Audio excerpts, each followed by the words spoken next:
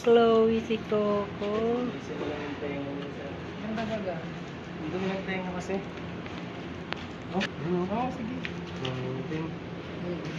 Oh, baka naman pumasok sa loob. Papapasukan po talaga. Papapasukin talaga. Ah, bakit? Pang-cleaning. Naku, tigarabot na ang buhok. Ako nga ang tagawalis. Nalipad. Ang pala. Ako din ang Coco. mahihirapan. Ako din ang mahihirapan. Pugi na ni Coco ah. Pwede mami, nilo mo ba yun? Ayan. Ay, hindi po pwede. Kamay lang po talaga. Masusugatan. Wala naman. Wow, ang bango-bango na ni Coco. Oh, nililinis pati tainga. Pugi na si Coco ah. Sa bahay naman daw. Coco, dati butako gamot. Ah, pugi na si Coco oh. Oh, ganda-ganda.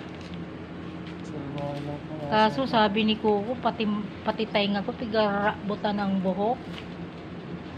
Lagyan kaya natin sa lamig. Oh. Yung iba nilalagyan nila. Yung picturean. Coco, pugi na si Coco. Aba. Buti sa rin dito nagagala dyan sa loob ng planta.